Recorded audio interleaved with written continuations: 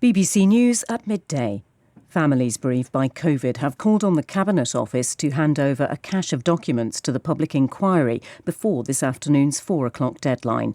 Boris Johnson says he's happy for his WhatsApp messages, notebooks and official diaries to be disclosed in full without redactions. So far, the government has refused to hand over material it doesn't consider relevant. Lindsay Jackson lost her mother to COVID. She says the debate has exacerbated her grief. I want to see this inquiry happen, and I want to see it successful, and I want answers and I want lessons learned. But every day now, and for the last, ever since she died, there is a new revelation that just tips a few more grains of salt into that wound. President Zelensky has restated his demand that Ukraine should urgently be allowed to join the NATO Security Alliance and the European Union. He was speaking at a summit in Moldova, bringing together leaders from more than 40 European countries. Mr. Zelensky said that without such security guarantees, there could be no peace. The MP, Geraint Davies, has been suspended from the Parliamentary Labour Party while it investigates what it's described as incredibly serious allegations of completely unacceptable behaviour. The claims were first reported by the Politico news website.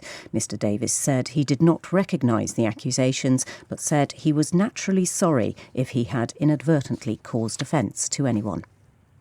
Figures out this morning show that the number of pupils regularly missing school in England remains high. The rate of persistent absence, that's the proportion of pupils missing at least 10% of school, is 22% for the academic year to date. That's double the rate for the 2018-19 academic year before COVID.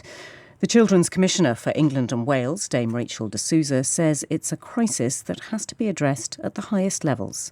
I think we need to be far more systematic. Attendance needs to be everyone's problem. It needs to be, if I was the Secretary of State for Education, I'd be looking at the attendance figures first thing on Monday morning and asking all my officials and making sure absolutely every professional was on it, because this is the biggest problem facing us and it's becoming normalised.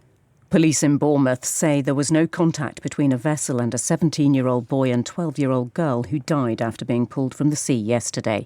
A man in his 40s, who Dorset police say was on the water at the time, has been arrested on suspicion of manslaughter. German prosecutors investigating the disappearance of Madeleine McCann have confirmed that several objects were found during a search of a Portuguese reservoir last week. The 3-year-old went missing from a holiday complex in 2007.